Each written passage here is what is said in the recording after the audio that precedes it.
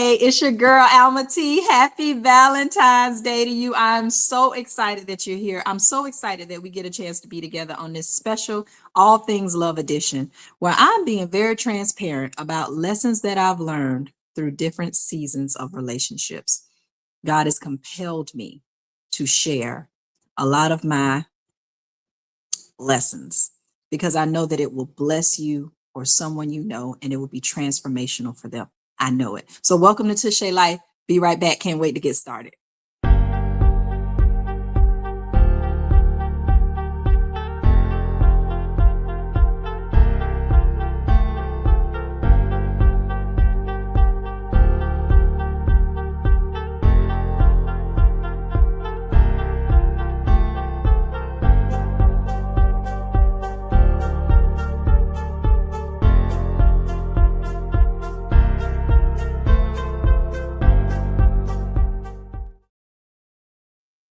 Welcome back. I'm so glad you're here. I'm almost giddy at this episode because originally in my mind, I said, okay, it's Valentine's Day week. I want to have a different guest to talk about different stages of relationships from single to widowed all week long. And it just did not go like that. And my children, actually, my adult children kept saying to me, Mommy, you've been through all those stages. So why don't you just share before you do that platform? And I was like, yeah, but in my mind, I knew I would really have to uh, bring up some things, not that I'm ashamed of, but once you start the healing process and you kind of get away from it, it's like, I'm not really quite, I don't know if I'm ready to revisit it. And you know what? I am. And it just kept coming to me. So I'm going to be sharing with you, after spending some time with the Lord. Listen, whether you're saved or not,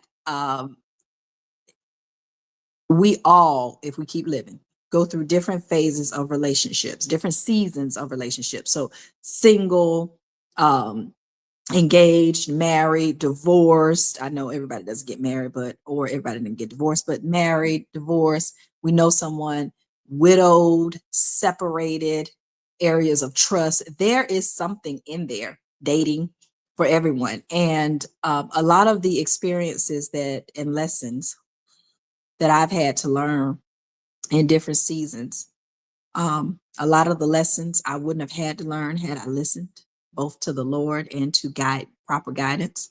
And some of the lessons were lessons that were just good and beneficial. So, we're not gonna let that stop us. What is happening? The enemy doesn't want me to get this out, but this is going to come out today. It is going to come out today. So just enjoy what we're about to share, and please share this. Yes, like and subscribe, all that. That's great too. But please share this with someone you know. Grab your pen, grab a piece of paper, and if there's something that resonates with you or someone you know, please share this with that person. Because my pastor in Florida, something he always said? He used to always say, anybody can learn from their own mistakes, but it takes a wise person to learn from somebody else's mistakes. So I pray that something I share transparently will totally inspire you as someone else. Okay, so let's get started. So talk about different seasons of relationships. Let's talk about the single seasons, things that I learned being single. And I have my notes because it just kept going and going and going. So the first thing, I got married young. I got engaged and pregnant at 19, married, first child at 20.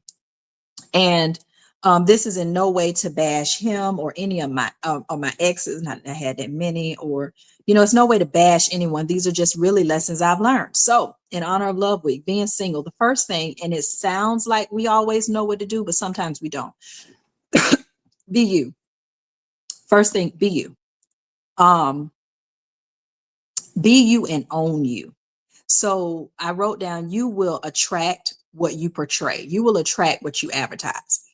And so I told you on the last episode about my great girlfriend who just was in a hurry and had to get married and had to be with somebody. And she lived this club life, wound up meeting somebody, and he wanted to continue the club life. Not that he was a bad guy, but he wanted to be a club promoter and he wanted to go do all these things.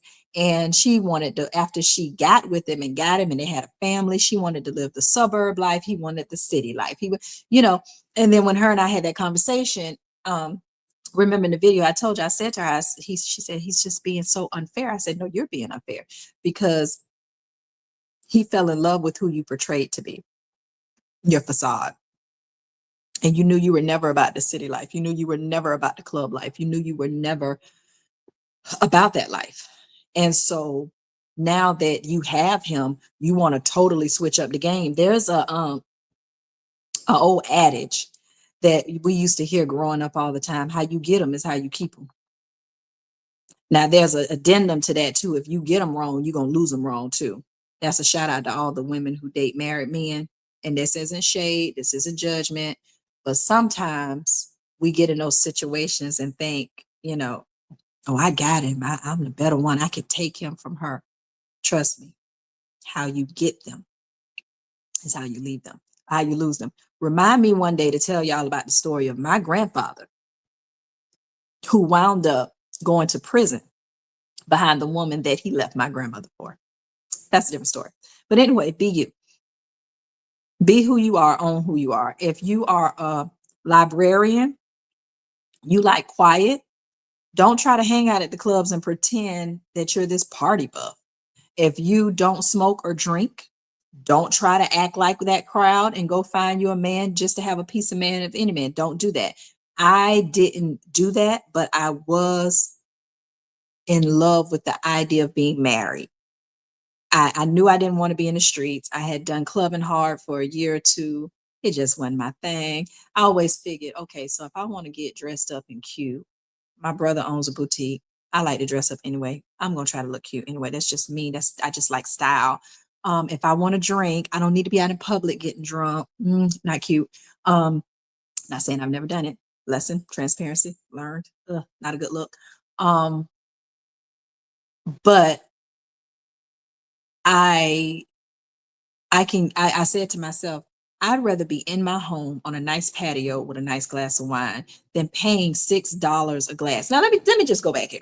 First of all, I graduated in 1998. So in 1998, we went to the club, me and my friend. She was my closest homegirl back then. Me and my friend went to the club Wednesday through Sunday. We went to the club so much that we never waited in line after that, like first or second time we went. The bouncers knew us. We weren't banging any of them. We weren't sleeping. We didn't know their name or anything like that. Just the way we carried ourselves. We didn't dress hoochie coochie. We dressed real nice. They thought we were, our bank accounts needed to match what we did. Listen, we would buy an average 3 to 6 drinks a night. Long Island iced tea. I'm a white Russian girl. Long Island iced tea, white Russian. One time I did tequila shots, but that's really not me. And anyway, each one of those drinks were like $6 to $8, $6 to $9. And after I got grown and had children, I said to myself, if I clubbed for a minimum of a year, excuse me, it was a little bit more, but a minimum of a year, hard, Wednesday through Sunday, a minimum of 3 drinks. Let's just do 3 drinks a night. 6 times 3 is 18. Who got the math? 18. My phone just doesn't want me to talk to y'all, but I'm going to talk. $18 times Wednesday, Thursday, Friday, Saturday, Sunday, 5. 18 times 5, 8 times 5 is 40. Carry the 4, bring down the 8 times 5 is 4. Yeah, 0. Carry the 4, 5 and 4. That's like $90 a week. Did I do it right? That's like $90 a week. So $90 a week times 4 weeks in a year is approximately $360. I'm not counting tips and tax, right? A month. Okay. So 300 and what did I say? 90 times 4 is 360. 360 a month times 12 months. Okay, 10 months is $3,600. Add another $600-$700. We're about $4,000 just in drinks. Do you know you can have a whole bar at your house? I'm sorry, y'all, for the camera. A whole bar in your house for that. And so that's what I spent. And I said, if I'd had sense and used sense, and if I'd have got that money and took that money and put it in some IUL or IRA or something like that, you know how much money I have right now? Okay, so transparency, lies, things I learned. So be you. And it wasn't even me. And let me tell you this right quick. Do you know I'll never forget the night I wouldn't know this guy if he walked up and kissed me. I wasn't feeling the club. And if you truly know and walk with the Lord and he still has his hands on you, even if you kind of moved your feet from him, he still has his hands on you. There was this guy in the club. And I still remember walking because me and my homegirl, we did this little walk. We called it the pretty girl walk back then, right? We weren't hoochie. We weren't really down to fight. If anything like that, we were ready if we had to, no shade. But we weren't like that. We just kind of went out to look cute. It was a thing. And we go in the club, never had to be ID really, because they knew us. We walk around to the right, go straight down the path and go to the bathroom and check our attire, check our gear, let our presence be known. Then we come back out, get a drink, sit down, chill, dance a couple drinks. But anyway, when we went around this night, God had been dealing with me because I wasn't feeling it. I was just like, there got to be something else I could be doing. There just has to be something else I could be doing. I'm working. So I mean, I know I'm already working. I got my call, but something else I could be doing. And this guy, I said, well, Lord, if you don't want me here, show me a sign. This was like the second to the last time I went to the club. This guy over on the side out of nowhere. I just remember he was a little taller than me. I'm about 5'5.5", 5'6", a little taller than me, dark skin. I remember he was like nice looking, clean. And I remember he had on white. I remember he had on all white. And I remember him kind of, as I walked by, he kind of leaned into me, not pulled me, but kind of leaned in and pulled me a little close. And he was like, this ain't even you. This ain't even you. You're not even supposed to be here. Your kind doesn't hang out here. I went away. I didn't see him no more that night. And it was almost like a blur to the fact that I wouldn't even know him if I saw him. I don't know if he was my angel. I did speak to the Lord, like I said, but that's what I remember. And I went to the club maybe one other time after that, and I think I left early. It just wasn't my vibe. So I had to learn how to be me. I knew that wasn't me. That's not what I wanted to make a habit, and I wanted to do other things. I had to own that about me. And this was in my single state, which leads me to another point. You have to protect your character while you're single at every stage, but especially while you're single. There's a phrase in business that says success comes to those who are prepared. And there's another phrase in business that says when opportunity presents itself, it's too late to get prepared. Many of us want marriage, want true friendships, want true relationships. All of us want love because that's the God-given void that God has given us in us that only he can fill. But he's given us an unction, a desire to be interdependent on each other, not independent. This whole independent woman thing is gone too far. We're meant to be interdependent. That's another show. But in that, whether we want to get married, have that desire, not that we're necessarily looking for a husband right then, but when those things come, you have to protect what you have while you have it. So then what you're looking for when it comes, you're not tainted by it. See, social media wasn't really out then. It was out, but it wasn't on and popping. Like it wasn't a big thing. I think the biggest thing we had back then was what? Turn the camera. Was what? Like MySpace, probably. MySpace, something like that. And I think it was Black something, but I know MySpace.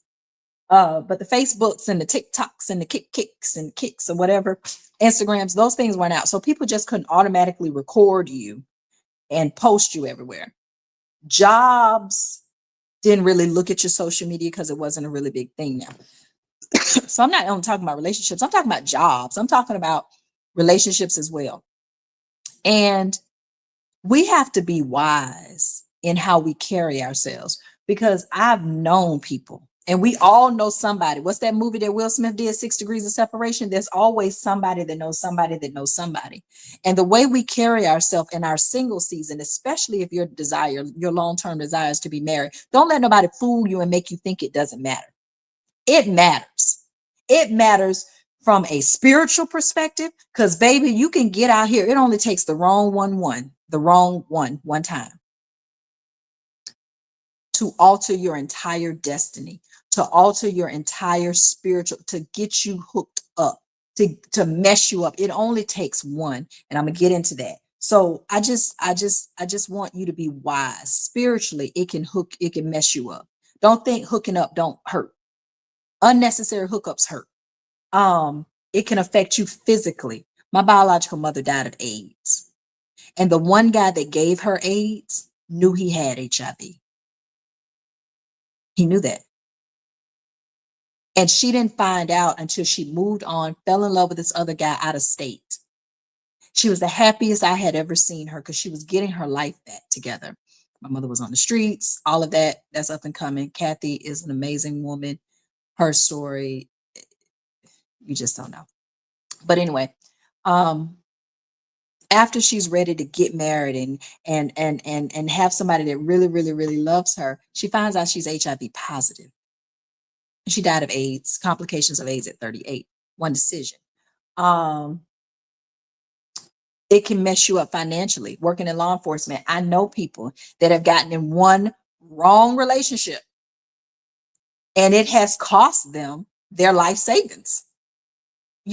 So don't think your character doesn't matter, and being and not only that, you, especially in the day of media, you want to carry yourself in a way that if your children look back and your picture pops up, you're not embarrassed. I hate when people say, well, I did that when I didn't have kids. Yeah, I get it. But we should do it in a way that even if we when we do have kids, or we do have a husband, or we do have a man, or our parents, or we wouldn't want anybody to see that.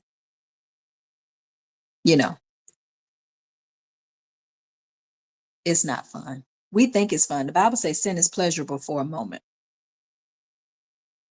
It is fun for a moment. But what will it cost you? So that's being single, keeping your own identity, still enjoy you, single. Live your life in a way single that when the person who is coming into your life, who God calls into your life, that you're not confused and neither are they. They know you're a homebody. They know you like to travel. They know you work on cars. They know you love law. They know you are a fashionista. They know your hair changes every day. They know you don't like makeup. They know you love makeup. They know you love people. They know you don't like people. They, whatever, own you enough that you aren't rocked and they aren't rocked when you all date. Know what you want while you're single. While you're single, know what you want. Remember what we said: when opportunity presents itself, it's too late to get prepared. You might not have a total idea, but knowing what you don't want is just as important as knowing what you want. So if you don't want a drug dealer under any circumstances, know what you don't want. Know you want a man that works. Know you want a man who comes from a good family. Know you want a man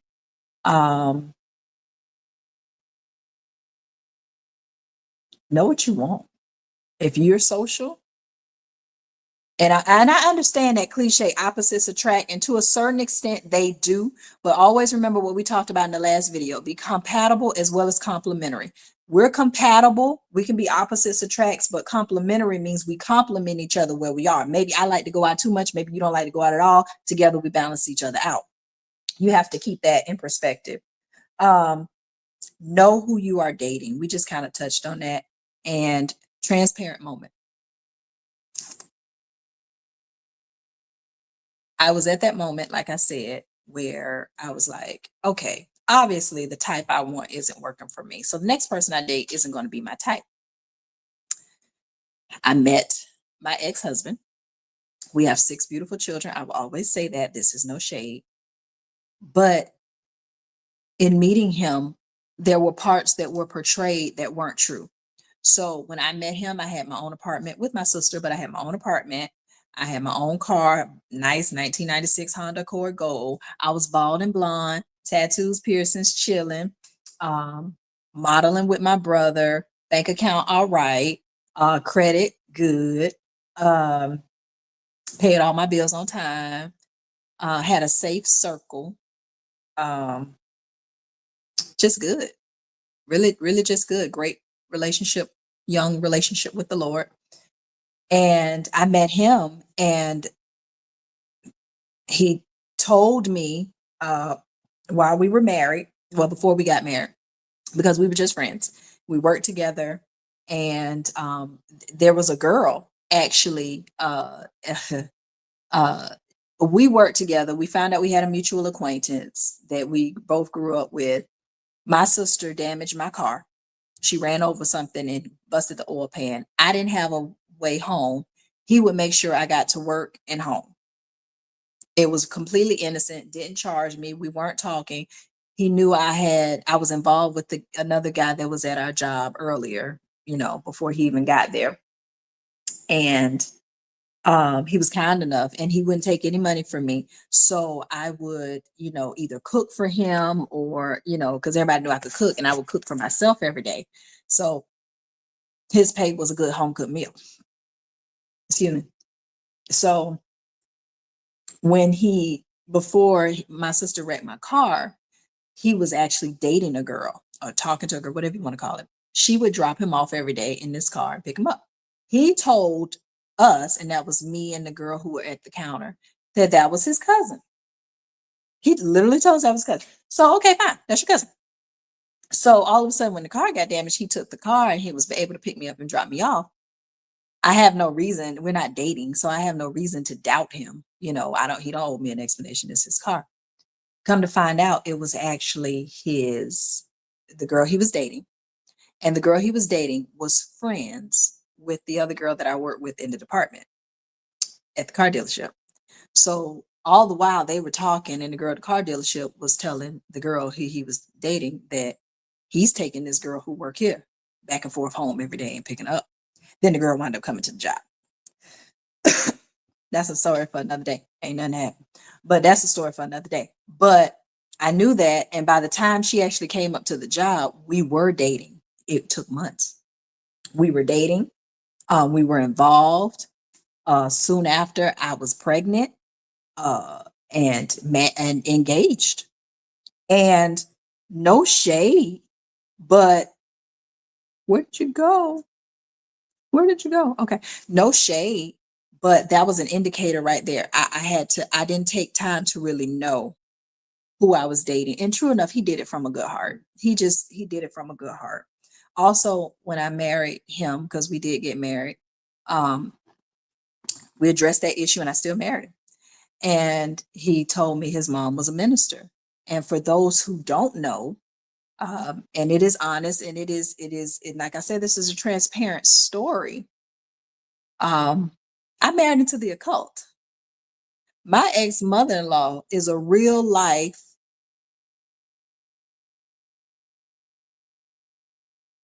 witch.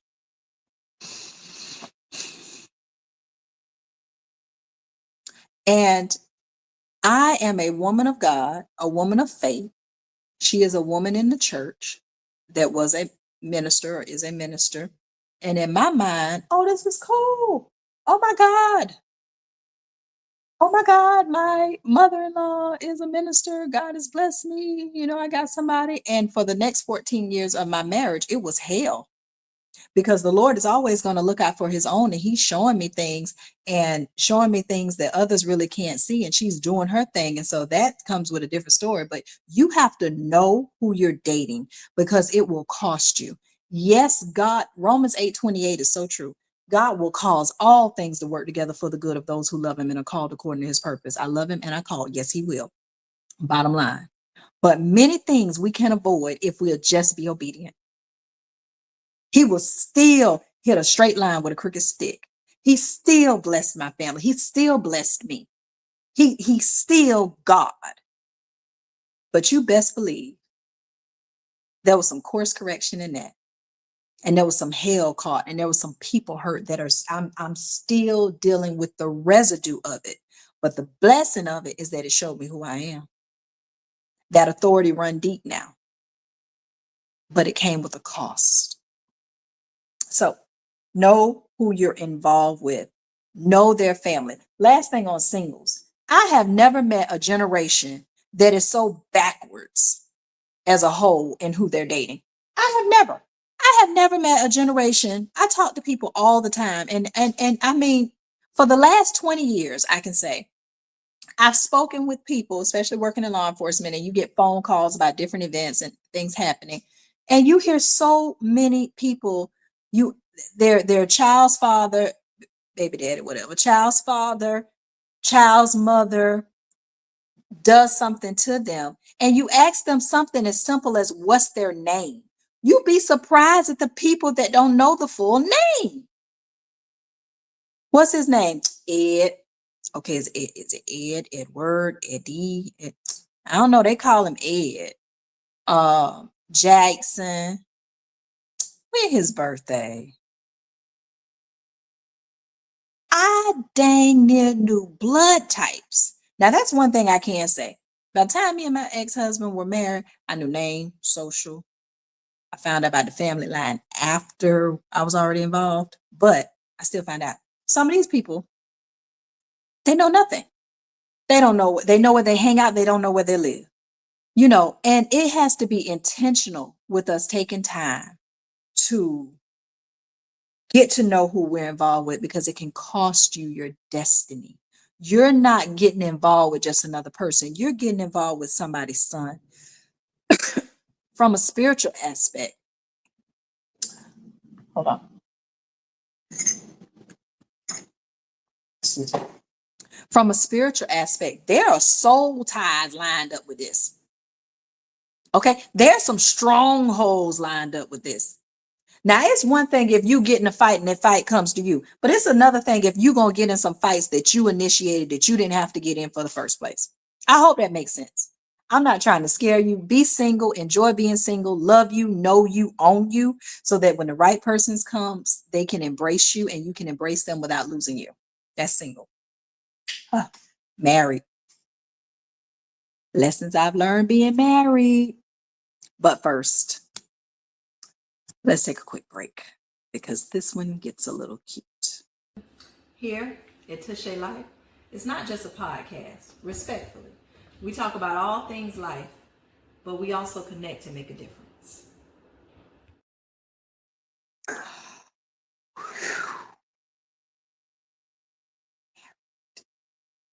Married for 14 years, 6 beautiful children.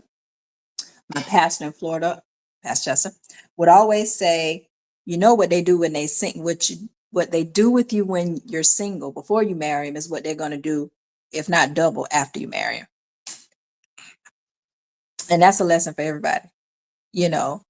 If they're cussing and narcissistic and abusive before you get married, or passive aggressive or irresponsible before you get married, know the signs. It ain't gonna stop just because you're married. So recognize the signs. There were signs when I got married, before I got married. That was one of them. But my dad wanted me to marry him, and especially I was pregnant. My dad was an older man, and I realize now that that's just one of the things that he definitely wanted to make sure I was in someone else's hands. But lessons I've learned, even in the marriage, it wasn't all bad. When we were good, we were good. When we were not good, we just weren't. But your marriage is your marriage. And I need you to hear this. First of all, and there's two parts to it. So first of all, if you're with someone that you know God has put this together, we always throw that quote out, especially church folk. Excuse me. What God put together, let no man put asunder. You're exactly right. What God put together. But some of this mess that we put together, he ain't obligated to keep it together. So quit lying on him. The same way, if you got a job and it's not working out for you, we tell people quit. Well, did God put you on that job? Did God tell you to get on that job? Or maybe God is trying to pull you away from the job. It's the same one. And I understand marriage is a covenant and it's not meant to be in and out. And it's not meant to be in and out. But go back to the root. How did you get in? He wasn't obligated to keep it together. And so married, Recognize the signs, because everything that was going on before the marriage went on into the marriage and after the marriage. April 9th, 2000. 6 months pregnant, first baby, marriage set for April 22nd. This was April 9th, Sunday. I had on a blue maternity dress with some blue fat loafer shoes. My ex-husband did not go to church that day. I went to his mother's house, or where he was. He told me to come over after.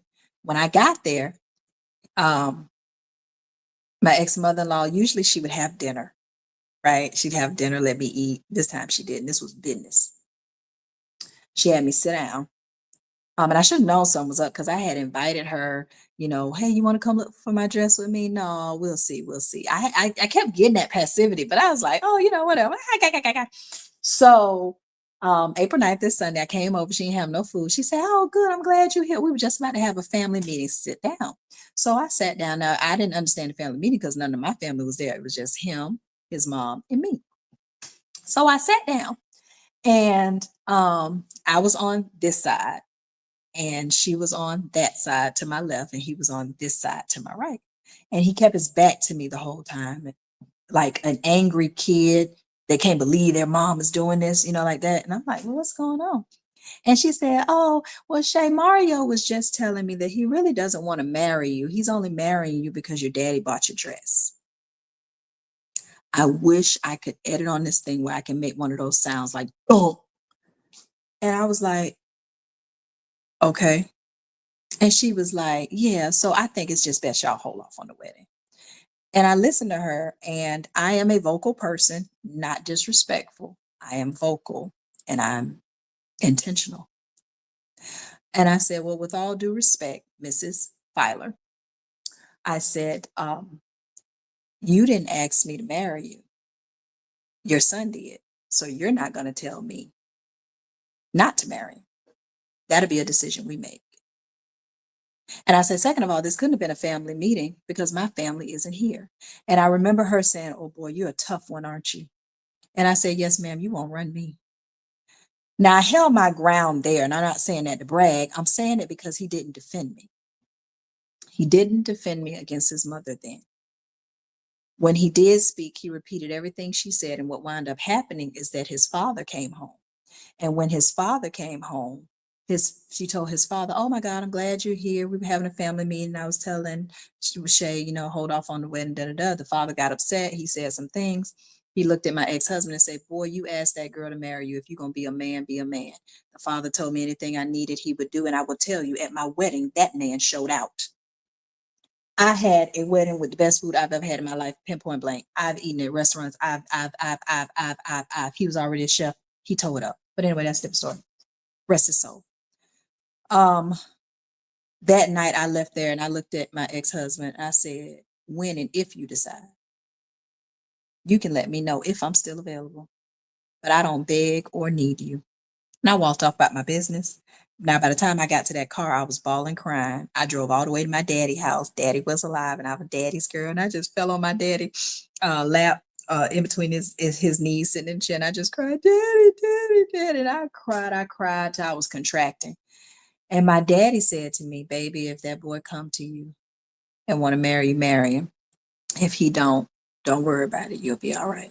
Now, again, I understand now daddy was 89, and daddy went along with the married because old school, you pregnant, if he comes to you, stick it out. But that was really the only reason. And I love my daddy so much that I trusted my daddy's opinion, but the Lord had already pre-warned me.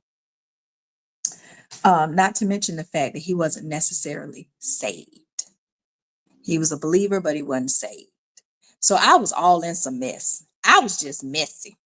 But anyway, I had the signs. And after we got married for those 14 years, I will tell you, there was always intervention between his mother. Never to my defense to what he needed to be. It wasn't to my defense. If he defended me, it was a defense with them, but I would have to reap the consequences because he'd be angry that he had to do it. And it was hell. Not to mention the fact that I learned that she was involved in witchcraft, and a lot of the hell that we went through A lot of the hell we went through was because of what she was doing that I didn't understand how to fight at the time. God kept me. He told me to fast. He told me to pray, but he kept me blinded in a way that I really didn't know what I was fighting. Wait do you hear all these stories? What I was fighting, but I knew who was there to help me. But some things, again, I could have been avoided. But some lessons that I learned in marriage, along with see the signs, you can avoid a lot. Once you're in it, especially if it's who God put you with, or even if it's not, when you're in a relationship with anybody, I want to encourage you to know their love language. Like, be intentional in knowing love language. Love language is so big. It's not just a book. You should know the love language of your kids, of your families. When you learn people skills and love language, it makes a total difference. When you know love language, what are the 5 love languages? What is it like? Physical touch, quality time, gifts, words of affirmation, and acts of service, like that. What happens is, like, say I'm a quality time person. I like time. I like quality time. I grew up with a lot. I was blessed with a lot. So gifts really don't, they're nice, um, but if I'm married or I get with somebody that's a gifter and they're not really a quality time person, I want to cuddle and be up under them all the time. But their mind gets blown when I buy them the latest Hugo Boss bag. I don't know, whatever, gifts. But when you learn the other person's love language, y'all, you avoid unnecessary conflict. You show genuine attention and affection to who they are. You're loving them the way they need to be loved. It don't mean that you shouldn't require quality time or expect it and things of that. We all have a little of each of those. But learn them enough where you know what moves their heart. That's love. And also, oh, this is really good. This wasn't even in my notes. One thing I learned, and me and my girls were talking about this the other day, and Pastor Chester, we used to talk about this all the time. He used to tell the church this in the marriage ministry. When you love somebody, you get with somebody that you love just because. So if somebody says, I love you, right? You don't get with anybody that I love you because. No. Somebody that really loves you, they love you because they love you. They love you because they love you. I don't love you because you're rich. I don't love you because you're poor. I don't love you because you're skinny. I don't love you because you're fat or heavy set. I don't love you because you're light skinned. I don't love you because you're dark skinned. I don't love you because you work for this big company. I don't love you because you own your own business. I love you because I love you. I love you because I love you. Whatever you do, that's where the compatibility and complementary comes in at. Love them because you love them. That makes all the difference. No love languages. Never stop dating. When you're married, never stop dating. Again, what they do before they meet you or before you get married is what they're going to do after. If you didn't marry, I married somebody that wasn't a dater, and then I wanted to date. A few times we did, but you know, um, he was a very reserved homebody person, and I was one of them. Socialite. Would have been in politics. And that's okay. It's all good. You love both sides. This is not shade. You love both sides, but um, never stop dating. Even if your date is in the house, you be intentional on the time for you. Even once you start having children, you still need that time with you, because what happens is with a lot of couples, they get so involved with the children that once the children go off and go away, they don't even recognize each other. They don't know what to do with each other. They don't understand with each other.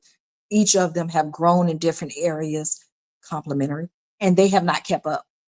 And that's why there's such a high divorce rate after empty nesting. Excuse me. So never stop dating. Keep doing things that are fun. Be intentional about making time for one another. Complimenting without the kids. There's a guy, the guy I dated, the last guy that I dated after my divorce. He's no longer with us, but we used to go out on dates, right? And when we go out on dates, he had 3, I have 6. And when we go on dates, I had this habit every now and then in the beginning. I'd be like, how's your day? I'd be like, oh, it was great, and I get to talking about the kids. Or I get to planning our next vacation or asking him what he wanted to do with the next family vacation because we were going on vacation with the kids. And one day he stopped me and said, I said, what's up? He said, this is our date. We talk about the kids all week long. This is our date. This is just about me and you. This is just about us. This is just about us enjoying each other. Come. Ain't got nothing to do with nobody else. Check. But you know what? It made it more intentional. And he was right. And I learned that in that season. So be intentional with your time and be intentional with your time. So here you go. That's why the Bible says in 1 Corinthians chapter 7, it is easier to be single than married. Because when you're married, you have to learn how to split your time between yourself, your partner, and the Lord. So, and the two become one. So when you're married, it's between the Lord and that person. So, and you still need to remember you, which is what we often forget. So when you're single, get to enjoy and know you. And when you're married, still make time for you. Don't forget who you are. Don't forget the things you like. That's why it was important for you to know who you were when you were single, so that when you transition, remember I said you wouldn't forget and they would already know. Look, she like to take walks. Look, she got this thing. She like to go to knitting class. That's her thing. But it don't matter because I love her. I love her just because I love her. You get what I'm saying? So be intentional with your time for you. I don't care, once a week, your spa date, once a month, your girlfriend night out, whatever. Be intentional with something for you. Be intentional with something with your partner, and in marriage, and something with your family. If you have a family, children in there, be intentional with that time and have safe friends. Y'all, it has always been. You have to have a season of discernment. You have to live in a season of discernment. Every season has to be discerning. You have to daily ask for discernment and wisdom. You cannot intend to be a safe, married, happy couple and have unsafe friends. You cannot. There's no exception. Okay. Don't try to sugarcoat, butter me up, say nah, but let me tell you, you cannot. Okay. If you're intentional about your marriage, you can't, and being with one another and honoring those vows and honoring the Lord in your marriage, you cannot hang with swingers. You cannot hang around temptation. You know what your temptation is. You know exactly what your temptation is. Don't you sit up and act like you know what your temptation is. You can't play with that. Don't think you're going to play with fire and don't get burned, baby, burn, baby, burn. Don't do that. Be intentional and be wise. Don't give room for the devil to slip in. All he needs is access. All he needs is access. You ain't got to open the door, but you going to leave the key in there? Don't do that. You going to lead him to your address? You ain't going to tell him which apartment, but you're going to lead him to the building. Come on, man. Don't do that. Don't leave room for access. If there's room for pornography, if there's room for illegitimate relationships, and I'm speaking to the choir. If there's room for gambling, whatever there's room for that could destroy you, don't leave it. Be intentional daily about your love. And whatever you did in the beginning, don't act crazy. That's why we go back to single. Each one of these build on each other. Don't be crazy once you get them. If you love to cook, you know that man love good cooked meal. Don't act like takeout is the only way y'all can go once y'all married. If you dress nicely, and we all did things in the very beginning, that we didn't necessarily do after we got a little bit more comfortable. But I mean, come on, don't take it to the extreme. If you always wore nice panties and bras, but after you get married, come on. If you kept up on your hygiene, but all of a sudden you done got laxed. If you greeted him when he came home, but now you ain't never home. Spoiler alert. So let's do that. Those are lessons that I've learned in marriage. Focus on your spouse. Let your spouse be your friend. Have a spouse that's a best friend. Pray for your spouse. Pray for the things that you don't know anything about. Ask God to show you things that you don't know anything about. What are their struggles? And support one another. It is a partnership. Support them. Let them know you're their biggest fan, their number one cheerleader. Um, have grace. Love them. Appreciate them. Men need respect and honor. Women need love. Honor them. Honor them. Let him never think that you're the one talking behind his back. Let him never think you're the one dogging him. Let him know if he can't run nowhere else, he can run to you. That's married. Lessons I've learned. Da da da da da. Struggling relationships. Have grace. Struggling relationships. Have grace. We struggled. There's a two-part to that part. That was the one that's a two-part too, because first of all, what God put together, let no man put asunder. I can't say God necessarily put us together. I can say he allowed us to be together and he worked out a greater purpose, because you got kingdom against kingdom. You understand? You got kingdom against kingdom. And if God wanted to use us for his glory, that's fine. He's going to do his thing. But when you are called by God and this is your marriage, you have grace. You seek God first when there's trouble in camp. God, what is going on? What is happening? How did I leave a door open? How did the enemy get in? You reflect. A good little practice is to reflect on you, reflect on memories, reflect on how you fell in love. You know, it's always good. What's that song? Back down memory lane. My voice is scratchy right now, but you get the point. Reflect on that. When you first saw them walk into the game or in the store, when you first met, or the first laugh, or the first hug, or how they made you feel, or, reflect. Those are good memories. Own your part. It is so easy and convenient to point the finger at everybody else and like you've never done nothing wrong. It is so convenient and so easy. It is so convenient and so easy to do that. Be better than that. Own your part. Be at least willing to see and own your part. You know what? I did kind of yell maybe on that part. That might not have been right. I mean, what I said was true, but I kind of yelled. You know what? To be honest, I wouldn't even want to listen to you. I wouldn't even want to hear you. I am mad. I am angry. I'm not willing to forgive. That's the other one you need to forgive. But lay it all out on the table. Be honest.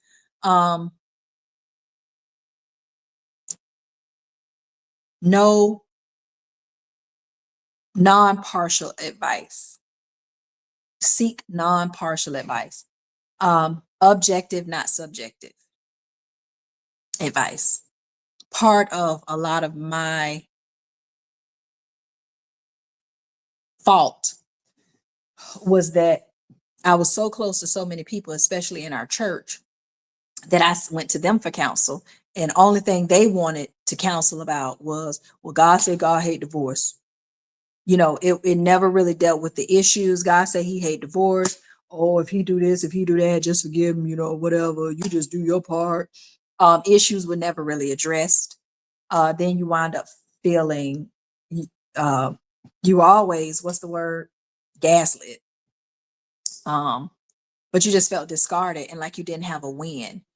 And my breakthrough actually came from a woman that I've only seen one time in person. I've seen her on shows. She's a psychologist or a counselor therapist down in Florida. And I spent $175 for 1 hour just to sit with this woman. She didn't know me. I explained to her everything was going on. And she gave me hope to make me realize I went crazy. Excuse me. When I explained to her everything was going on, she said, no, that's quite normal. It's called this and whatever. But my point is, you need non-partial advice. Don't go to your friends who hate men anyway. Don't go to your friend who hate marriage anyway. Don't go to your friend who want you to hoe anyway. Don't go to people that aren't willing to look at both of you, call both of you out, love both of you, call what's right, what's wrong, what's wrong. Don't go to anybody, and especially if you're a believer, don't go to nobody that ain't gonna line it up with the word of God. Listen, that's the standard right there. You line that thing up with the word of God, and you might say, well, you just said you went to church. I did. And it's okay to have that counsel if they are willing to rightly divide. You have to rightly divide. If you're going to rightly divide and hold it what it is, that's one thing. But if you're going to not rightly divide just to hold a family together, it's wrong. Because I'm gonna tell you the truth, at some point you can put people's lives at risk. Um, so avoid opposite sex comfort. Avoid opposite sex comfort when you're married and you're going through. You know, a book we read was Martin Luther, not Martin Luther King, Martin Luther, the one who started the Protestant Reformation. And when we went through the 10 Commandments, you know, one of them says, I shall not commit adultery. And when you really expound on not committing adultery, the Lord goes on in the Gospels to talk about even if you look at a woman with lust, you've committed. And see, we don't break it down. We shouldn't even put ourselves in a position where we tempt, excuse me, wearing inappropriate clothing, even though you think it's cute and all that, showing your behind, showing too much of your breast. Don't put yourself in a position where you're tempting someone else. And I know this is controversial, and you know what? I'm fine with it. There are certain things, I'm not saying you have to be covered up and look like a nun, but there are certain things at certain affairs and occasions that I'm cognizant of wearing. Not that it's totally clad, but if I know that my best friend's husband is going to be there, I'm cognizant of my cleavage. If I'm going to their house, their cleavage, I'm cognizant of, you know, the shorts I wear. I don't want him even having a inkling of what I look like that. That's for my husband. You know, that's why some of us need some class dressing, some dressing, some classes on dressing appropriately. You can be sexy and not be naked. I know in 2025 is unbelievable, but I promise you that you can. Okay. So avoid opposite sex comfort, because when you are going through, the same way the Lord will always send someone your way often to comfort you or give you guidance and wisdom. Satan know that. So Satan gonna always do what? He always tries to mimic the Lord. Always tries to mimic. So God sends somebody, Satan sends somebody. That's why you got to have discernment to know what you're doing. So you may never sleep with the person, but will it be an emotional affair? That's how it starts. That person, and especially if they prey on you, if they prey, P-R-E-Y, on you, they know where your vulnerabilities are. They know where you're succinct to fall. And when they do that, that's when they got you. They know your man ain't taking care of you. They know you coming to work crying every day. They know that you hungry. They know that things ain't right at home. And they know that that's a door. They know, just like a credit card, if they just keep on coming, eventually you're going to take that charge. Avoid at all costs opposite sex comfort, because that one hello can turn into how you doing. That how you doing can turn into what's wrong. The what's wrong can turn into what can I do? That what can I do can turn into a feeling of false safety. That feeling of false safety can let you fall. And you can fall into another arm. And then you can wind up laying with another man. Don't allow comfort from the opposite sex to even be a factor when you're married. Be so intentional, like, you know what? You look good. I can't even talk to you. I'm not in a place right now where I even need to allow us to converse. Be that bold, be that honest. And God promised that he'll honor those who honor him. So, and be honest and be accountable. We talked about that. So this is really good. Now we only have two more. And I'm going to get into divorce, which is really, really, really personal to me, right after this break.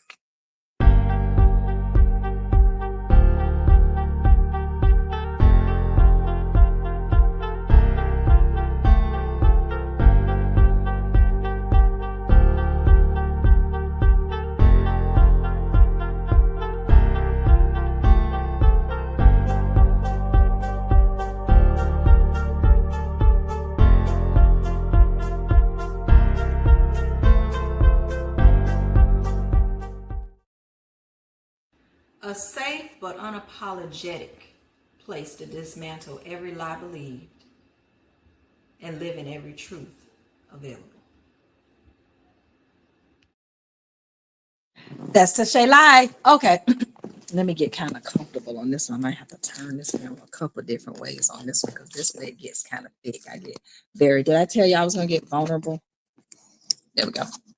Vulnerable on this one. Okay. So I already told you a little bit about my divorce and can y'all see me? And things like that. So I'm going to talk about lessons I've learned since divorce. And I'm excited to announce that I will have a divorce course coming out, a course that help you get through the different stages of divorce. Also comes with a booklet, and it's basically the things I needed, and I found out so many other people needed when they went through that phase of divorce, but it wasn't necessarily readily available, especially as some more in other communities than our own. So excited about that. More to come on that. We'll talk about it later. But anyway, divorce. First of all, if you're in divorce and we're on this week of love, and you may have been with someone last year, but you're not with them this year, and you can tie a breakup in here too, but I'm going with divorce because that was a covenant. You know, that was an intentional relationship. And so, but if you're going through a breakup too, I understand. So, and you may have been with them last year, you may have been with them Christmas, but you're not with them now. So first of all, face the new reality. I had to face the new reality for what it was, and I couldn't let anybody tell me anything different. Face the new reality. This is where I am. I'm divorced. Now what? Okay. Soon as we got divorced, he was on and popping with someone else. Before we got divorced, he was actually on and popping with someone else. And I had to face the fact. I went through that moment where it's like, well, why not with somebody else? I didn't want to be. I always kind of felt I wanted to protect my children and give them a safety, a norm as long as possible. But if you're in that season, face the reality. This is where we are. So there, and it sounds simple, like, okay, yeah, we divorced, but a lot of people don't face that reality. A lot of people do not say, okay, I'm divorced. They kind of live in the same, I'm gonna turn around. They kind of live in the same mode, like trying to do the same exact thing. And there's a place to do the same thing, and there's a place not to. So in the areas I did the same thing because we had children, and I, of course, kept the children. Um, I tried to keep routine the same. So school stayed the same. School stayed the same. Schedule stayed the same. Get up every morning, brush your teeth, wash your face, lotion, t-shirt, deodorant, panties, whatever. I had this little jingle I used to say, it was really cute back then. But that stayed the same. You are not going to do this now. I love having these raw conversations. I really do love the raw conversations, and I won't despise small beginnings. But I tried to keep all of that the same, right? So that was intentional. Uh, Dinner, cooking, um, my disciplines, my benefits, not my disciplines and my expectations. Those things were the same. Now, especially in the event that I wasn't necessarily dealing with someone who was willing to co-parent. This is no shade, but it wasn't an easy divorce. It was a traumatic divorce. It was a traumatic marriage for me and the children and him. And so the transition wasn't easy because it was a lot of I'm gonna make her suffer attitude behind it. And um the fight for me came for the kids. I was gonna fight for them. I have no fight for me. I had no fight for me. But I had to fight for the kids. So in the divorce lessons I've learned, first of all, I wish I would have had a little bit more fight for me. I had enough to stay afloat for them. But and to honor God, I was like, God, I can't go out like this because I'm calling on your name. So I can't go out like this. Uh no, you know. And so face the new reality. Like Simba, remember who you are. Lion King, Simba, remember who you are. You know, oftentimes in relationships, especially if they're narcissistic or abusive, people will try to make you regret who you are, demise who you are, demean who you are, betray who you are, insult who you are. You can mess around and forget who you are. You know, I like makeup. I like heels. I remember before I started in my business in Mary Kay in 2009, I was actually turning 30 that year. I think that year before or something like that. Um, 2008. I was turning 30. But I remember before I started Mary Kay, I remember saying to my ex-husband, I said, I know what I want for my 30th birthday. And he said, what? I said, I want a red carpet event. Now, mind you, I grew up modeling. Um, I grew up in the fashion world. Um, my parents always kept me nice. I'm used to banquets and events and uh, things like that. Proms, all of it proms. And so his words to me, he looked at me with this anger. Now I know it was a spirit, but I didn't know then. He said, you just always got to do everything big, don't you? So I always got to act like a superstar.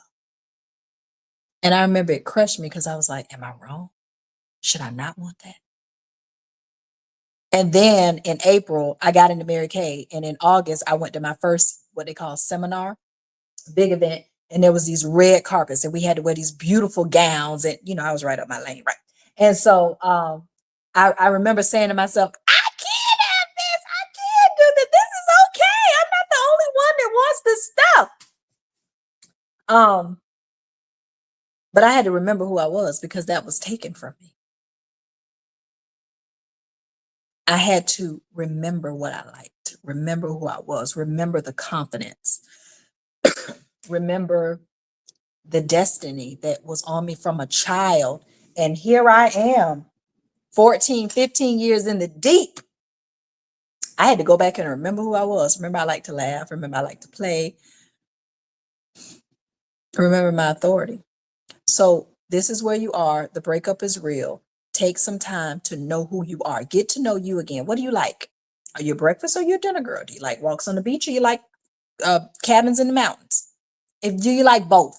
And you know what? It's okay because once you know who you are, own who you are. I had to remember I told you in the beginning, I had to own who I was because it was like, I don't like drinking in the club. I'd rather be sitting at home on the patio with a book, drinking, having a glass of wine when I did drink. But I'm just giving you that because that's when I accepted that and said, that's what I like. It was okay. So in this season of separation, own who you are. Dismiss the lies of Satan, the enemy, and if need be, dismiss the lies of your ex. I was always told by my ex and the church, some people in the church, I was always told by them, you got too many kids to divorce. Oh, you'll never have another man. You done made him good for another woman. Now you can't find another man. You've wasted your years on him and lost you, and you've made him better for someone else. You'll never get married again. um, you'll never have a good relationship with children because you've exposed their grandmother. Um, you've lost it. You're too old. You can't go back and do that now. The stress has made you old and ugly. You know, so many lies and voices that got into my ear gates and I was living with, thinking it was too late and it was over. And I didn't know how to handle it or what to do. And I had to learn how to get, what's the book? My Bible. And I had to live on the truths that were in there. I shall live and not die to proclaim the goodness of the Lord in the land of the living. I am who he says I am. Greater is he that's in me than he that is in the world. God will give me back the years that the locust and the cankerworm stole. He is a rewarder of those who diligently seek him. If God be for you, who can be against you? No good thing would he withhold from those who walk uprightly. You know, all of these things I had to train myself, especially, and it's one thing if you have to do it just strictly from abuse, but when you have to do it from lies you told yourself and from witchcraft, which plays with your mind when you're dealing with marine spirits and serpentine spirits. And I mean, wait till I tell you how my divorce went and I felt the snake leave my body. That's a whole different story. I'm telling you, we got to talk. But, um, you know, dismiss the lies. And the way you dismiss the lies is for every lie, grab the truth. You'll never find nobody. No good thing with you withhold from me from those who walk uprightly. No one will ever believe what you said. Whatever's done in the dark will be revealed in the light. God is my defender. I'll kill you. No weapon formed against me shall prosper. My God is more than a conqueror. Every tongue that rises up against me, I shall defend.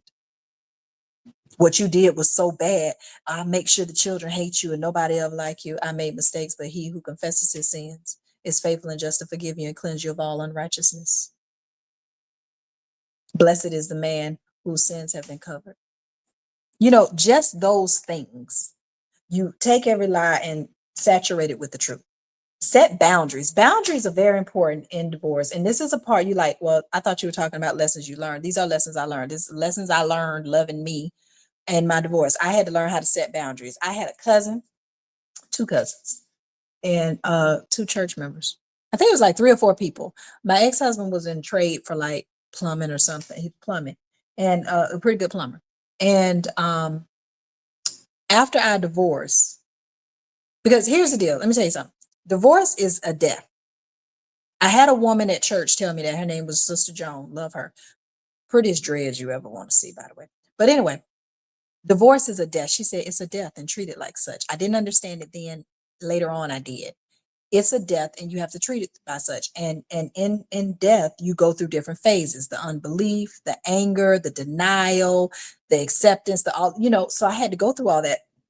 But when you're going through all of that in a divorce, you have to let yourself go through it and you have to back up from some things, because if something stays in front of you, you can't see the difference. You can't see the forest from the trees. So I had to set boundaries. I had cousins and people who knew we divorced. This is where the boundary came in. It's one thing if you don't know, but if you know, respect me. They would constantly call. They did this about 2 times each. And I'm taking ownership. They would call and they would say, hey, I need so and so to come over and I need him to come over. Can you get in touch with him? Not can I call him? Can they call him? Can you get in touch with him and have him come over here and fix this, this, this, and this? And it's like, first time I did it. I did. Because I was like, And then I text. And then it came to me, the Lord said, stop communication. And I had to do that. And so what I started doing, I told, when they called again, I said, let me tell you something. You need to get a pen and paper. You need to write this down. I am no longer his wife. We do not live together. And if you want to contact him, he is his own individual and you need to contact him. Do not call me again with this, or you won't be able to call me again at all. And I did have to be that blunt because they were kind of aggressive. Like, come on, just no. Like, and that angered me, because respect people's boundaries. If my mom died, don't keep calling me, asking me to go by her favorite store to pick up something if you know I'm grieving. Even though I filed for the divorce and I wanted the divorce and I have no qualms, I still needed to grieve. And you have to let people grieve. So for you, set boundaries where no one can just walk in and disrupt what you're trying to rebuild. If you're not ready to talk, take a moment. If you need some time away, take a moment. Do what you need to do to heal healthily. Forgive. One thing I did, and I'm glad God let me do it. I would not divorce angry. I was not angry when I got divorced. I was not mad. Excuse me. I was not angry. I made sure that I was not angry when I got mad, because when I got divorced, because I didn't want anything to separate my favor from God, my grace from God. I didn't want the enemy to have no footholds. I was not angry. I was intentional, but I wasn't angry. So where areas you need to forgive, forgive. They didn't treat me right. They didn't love me right. That's all right. They didn't have the capacity to do so. You don't expect apple juice from orange juice. Understand it was wrong. Understand God knows all and see all. I know it's easier said than done. Forgive. If you don't know how to forgive, say, God, look, I don't even want to forgive them. I'm mad. I don't know how to do it. You got to help me do it. He will honor that. He'll meet you where you are, but you just got to admit where you are. Hear God in your divorce. Listen to him and him only. Don't be around here like Adele. Hello, it's me. Don't do that. Don't do that. Let God talk to you about where you at. Hear God only. Um, date you. Date you. Start dating you again. You know, things that were sentimental to me was family time. And so it was 6 kids, me and him. So there was always 8 spaces. And I had to learn how to make 7 spaces instead of 8. I had to prepare for children that were angry at me because it looked like I tore up the family, not realizing that it was better to tear where it was than to leave it together and it tear later. Choose your heart. Remember we talked about that? You always have to choose your heart. So when my dad died, I was used to fixing 3 plates, me, my ex-husband, and my dad. Dad died that first Thanksgiving. I messed around and fixed 3 plates and I broke. We divorced in November, right around Thanksgiving. It was Thanksgiving week. And I messed around and fixed an extra Thanksgiving plate. And I had to catch myself. So learn the new normal. Be willing to learn the new normal. Don't stay in that. Some people can't get rid of any of their deceased people's anything. And there's a time for it. I'm not saying rush and do it. You need time, but be prepared for the time. So for me, I had to rewrite the narrative. I removed one of the chairs from the table because otherwise it would just break me down. Learn to date the way you want. Date you. Get to know you. And all I mean is get to know you again, like we said in the beginning. Go for walks. Change that time. So I used to pick him up like between 3 and 4 in the afternoon where he worked, and we pick up the kids. There was always a trade-off. I had to learn to do something else between that time frame because I didn't know what to do. I had to learn how to redo my schedule where it was conducive and healthy for me. What do you need to tweak to fill in that gap where you're not taken into an unhealthy place? And fill it with something you enjoy. Fill it with a good show. I'm all about laughter. Laugh, child, laugh. Cosby Show. Raymond Reddington is really good. Cuddle with Jesus. This sounds so crazy, but let me tell you something. Isaiah 54 says your maker is your husband, the Redeemer, the Lord Almighty. That's a big man. That's a big man feel. So learn to sit quiet and enjoy just the presence of God. If you are not a believer, no shade. If you're watching this and you're not saved, you might not even know what that means. And that's something we can always connect with on a different level. I will always say and be unapologetic about it. If you don't know Jesus Christ as your personal Lord and Savior, that is your saving grace. That changes the game. That matters more than anything else in life. Everything changes when you know him. And to say everything gets great and better right away, I said everything changes because you're no longer alone. You have access to a peace you never will have access to again. And so, but if you do know him and you trust him, learn to just spend time with him. There are some things he'll reveal to you that will give you more peace than you've ever had. He will give him perfect peace, Isaiah 26, whose mind is stayed on him. So learn to just spend time alone, spend time with Jesus. I know people who cannot cut a TV off, cannot cut a radio off. They just have to have something playing at all times. You will never heal when you cannot listen. You would never heal when you can't be silent. You would never heal. That's even from death and grieving. You can never heal because you have too much going on. That's why people get into drugs and alcohol and all type of addictions, because they rather have all this stuff going to deal with reality. You're going to have to deal to be healthy. Otherwise, you're going to have a closet full of residue in your heart. You're going to take it into every other relationship you have. And that's not fair to them, and that's not fair to you. Learn to just cuddle and listen with Jesus. Have a safe circle. Have a safe circle. I had a safe circle for a while. and everybody's seasonal. Well, not everybody. A lot of people are seasonal. And I had a couple of friends, they were seasonal. They were safe during that time. And and I had to have discernment because when I was healthier, they still expected me to be unhealthy because some people benefit from the unhealthy part of you. And that's where you have discernment to grow. But during your season, have a safe circle, a circle you can cry, a circle that's non-judgmental, a circle that um, is encouraging, a circle that is there for you at 12 in the morning or 6 at night. Have a safe circle. God will show you who your safe circle is. They want what's best for you at no advantage to them. The only advantage is loving you. Um,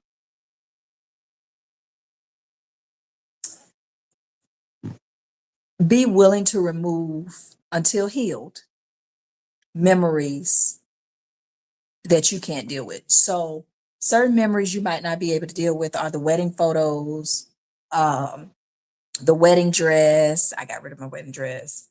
Certain things, and I didn't just throw it away at the beginning. I packaged it first. I put it away. Took down all the pictures first. I did it in steps. So if there are memories sitting around that every time you look at them, you're still living in the past, you don't want to turn into a pillow of salt. So you have to own it for what it is. Now, we know there are people all around the world who have gotten back together after they broke up. We know that. But right now, you're learning to live in the reality. The reality is you're divorced. The reality is it's over. The reality is you need to change some things. So the pictures by the bed, if you need to clean out your lingerie drawer because those are memories, if you need to change, if you just need to put maybe your last Christmas gift to the back and not remember the emotion of it, put it there till it's safe. And then when it's safe, if the Lord leads you, bring it back out. If it's not, put it away in a keepsake. If it's something you need to throw away, throw away. But you have to be healthy. You have to create a peaceful, healthy environment. Those are lessons learned. And lastly, let's talk about widowhood. I'm not a widow, but I lost my last love. He was unalived. And I want to talk about that and share some things about widowhood as we get ready to close out. Thanks.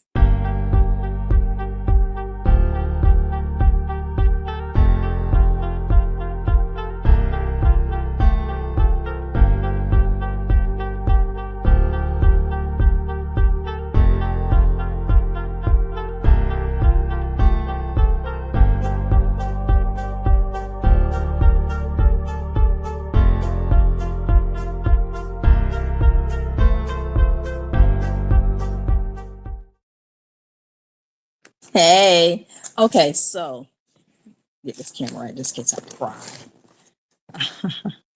cry. Okay, so I've never been a widow. I watched my daddy go through widowhood when my mom died and I was 14.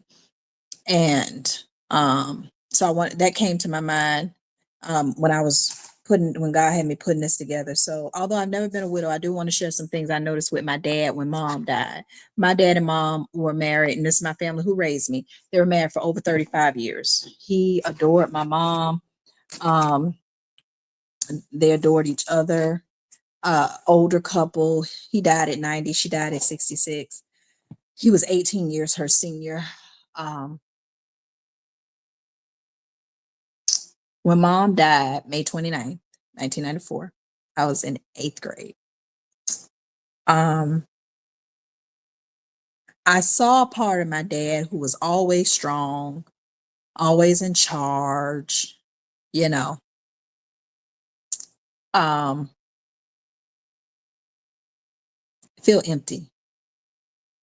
And I want to speak to that because when it comes to the marriage and the relationships, the one thing that the Lord just brought to my mind is live your marriage, lessons learned, in a way where you have no regret. Live it where you have no regret.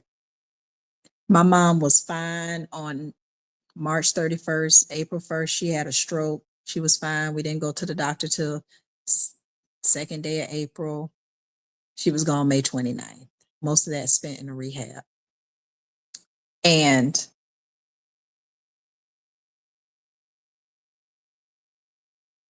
you could see dad had some regret. They had, I didn't come along till after they was in their 20-year marriage stretch. So now looking back, I know some things had happened. Everybody had their up and downs. I really don't know what happened, but um I know that she took care of him day and night. She was the woman got up 5 o'clock in the morning, make sure breakfast was ready, had lunch on by 12, had supper on by 2, hand wash clothes. He had money. He could have got a wash machine dry. She wouldn't hand wash clothes, went to the laundromat. um, Took care of him day and night. He appreciated her. He gave her everything she wanted. He didn't want her to work. If she wanted to, she could. She didn't have to. He wanted to take care of her. He loved her. But they did not sleep in the same bed. They did not sleep in the same bed. And I used to think, why didn't they sleep in the same bed? But I was little. I ain't know. I ain't care. I had my own bed. That's what happened. And because part of whatever had happened, she didn't sleep with him those last years. But she never left her devotion or love for him. And they were friends, and they would talk, and they would talk about a newspaper. And he was quiet and an introvert. She was not quiet and an extrovert. And she prayed for him. And she was a true Proverbs 31 woman and a Titus 2 woman. And so I said all that to say this: love your spouse in a way where, should they go before you, there's no regret. No regret. No what ifs. We all make mistakes. I get it. But there's no regret. There's no what ifs. There's no shoulda, woulda, couldas. Um, so if there's something that goes wrong in the marriage or the relationship, apologize right then. That's that forgiveness we talked about in divorce, but also in marriage. Be willing to forgive. Get it over with right then. It's nothing like having an argument and then bam, it's over. And be grateful. Be grateful for the time you have with each other. Be grateful for every moment, because every moment can change. So be grateful. Be grateful with the husband. Be grateful. Be grateful. Live in a state of gratitude. It's not an occasional choice. It's a state of intentional gratitude every day. I'm so glad my wife is home today. I'm so glad my husband is home today. I'm so glad he had a great day at work. I'm so glad I get to be here to talk to him, to have a day at work. We could have been dead. So that's that. Now, moving on. I have not, like I said, I'm not a widow because I wasn't married to my late boyfriend, my late love.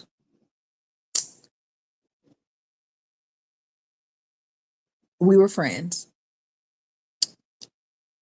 Then we got involved.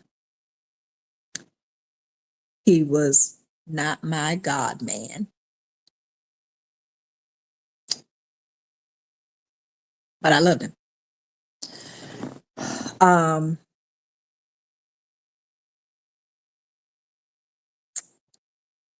Lessons learned. Everything I've gone through so far with the singles, know who you are so that you don't compromise. There was a lot of compromise in it. We were from two different worlds. He loved my world. He hated his world, whatever it was. I don't even know what his world really was. He loved my world, but he was attached to his world. Um,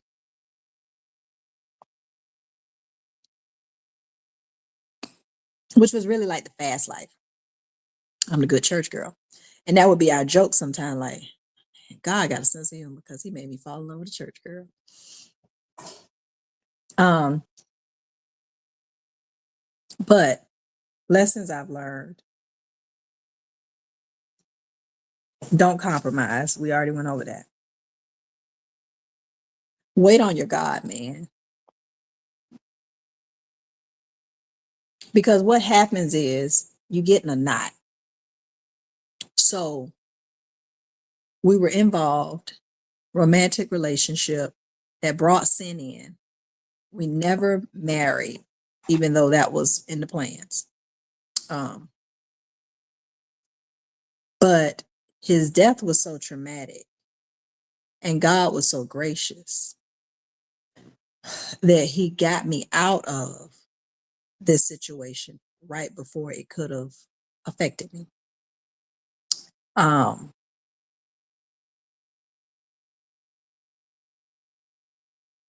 and losing him was so quick and tragic because we literally had breakfast on a Thursday morning. I went to work.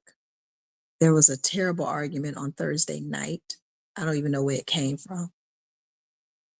I was told he talked about me Thursday night, Friday, and Saturday. And Sunday he was gone.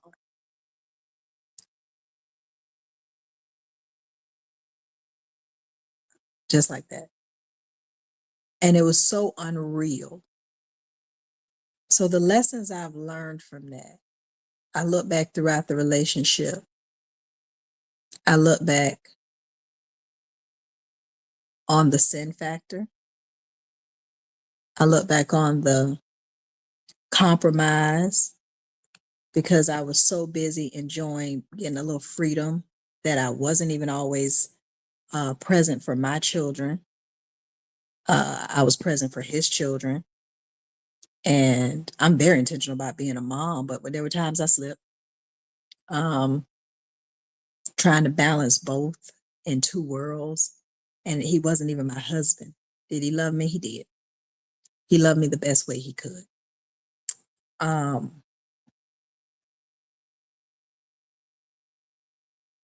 I learned how powerful influence is.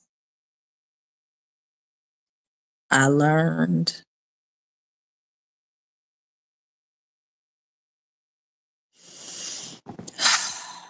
I learned how quickly things can change. And when you are a follower of Jesus Christ, you have to honor that, and it's best you humble to it. Because the reality of it is that that particular day he was unalived. I was supposed to be there. And God suffered it so that something intervened 3 days prior and allowed me to be there. Now, am I happy that happened to him? Absolutely not. But God was already putting me on a different course to move and to do some things. And we had come to a point where, okay, I'm getting the conviction from the Lord, so I'm going to do this regardless. He wasn't against it, but he was trying to figure out how we could do it. And before that transaction or before that could even continue, God said, nope, nope. And it blew me because here I am, first of all, had been in that relationship for those 2 years, um, almost 3 years, had developed some strong connections to people and children and family that I was eventually going to have to pull away from, not because I wanted to, but because destiny requires it.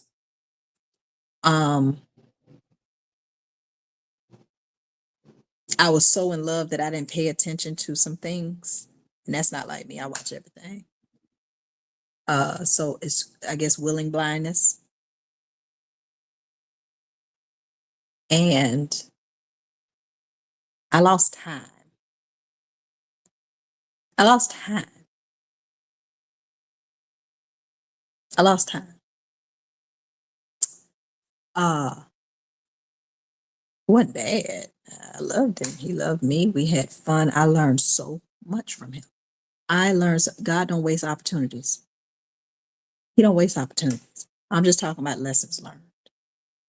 Uh, I learned how you want to be with somebody that's healed so that when situations arise, their trigger doesn't come out on you. Not intentionally, they just don't know. I learned, I did learn how to date effectively because like I told you, kids were off the table when we were dating. He taught me that good aspect.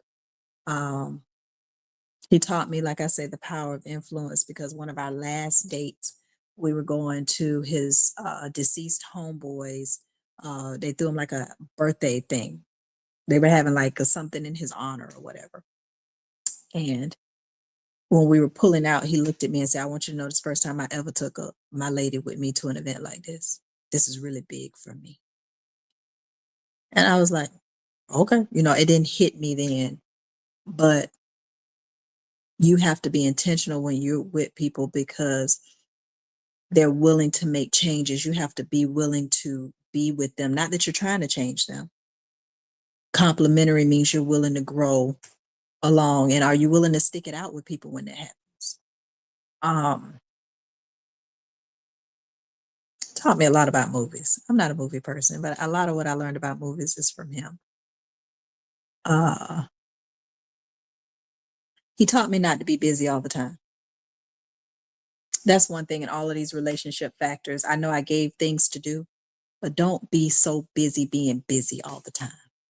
He taught me, he said, every word, every minute doesn't have to be filled with action. Sometimes just be. That's a lesson learned.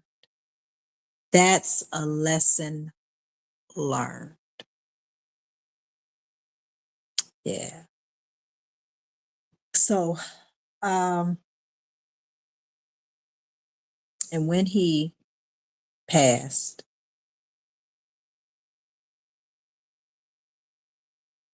when those times come, you have to be willing to let go. You have to be willing to let go of the past. Remember,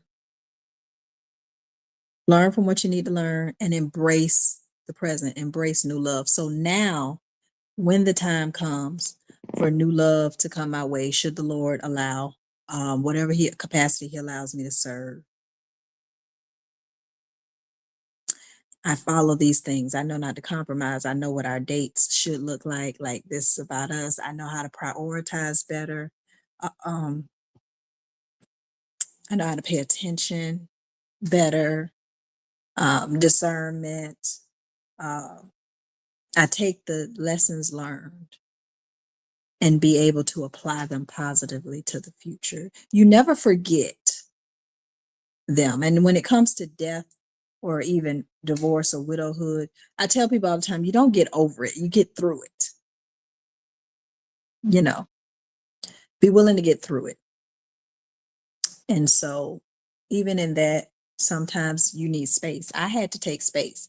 I didn't know my space was going to be out of state, but I needed space. I needed space. And sometimes space offends people because they think the space is about them, and it's not about them. Space is about you. And if you can't be good for you or healthy for you, you cannot be good and healthy for anybody else. And in cleaning, I will say this. I had a dream after his demise. And I was in my bedroom in this dream. And he came in my bedroom with a pressure cleaner, a pressure washer. And he pressured my room down, my entire bedroom down, and pressured it down, pressure cleaned it. Wouldn't say anything to me. He was dressed real nice. And I remember, and I looked at him, I said, "What are you doing?" I said, "You're not," and remade my bed. It was all clean and white and pure. And I said, "You're not going to say anything to me?" And I heard a voice, plain as day, say, "He has to go now. He has to go now."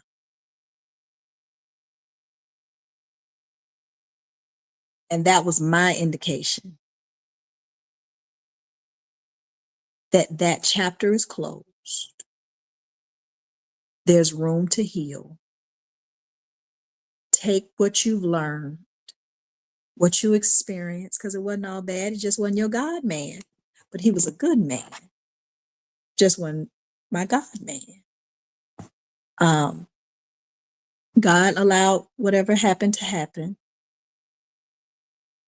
And now you're still here, made anew to continue. What you gonna do? Gonna sit there and live in the past? Your bed done been made up. You gonna go back and get dirty sheets and put on it?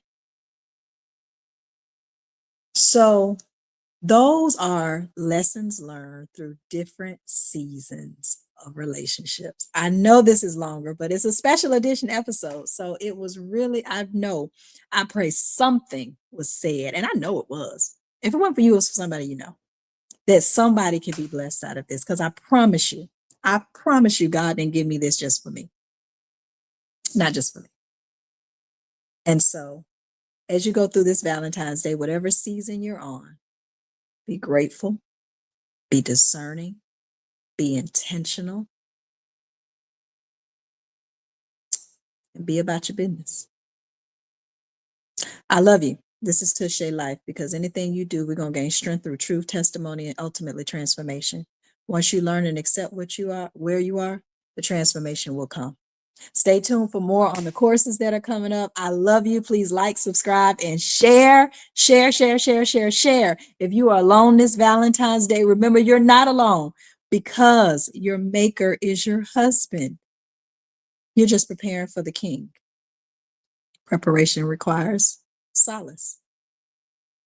Have a great one. Happy Valentine's Day.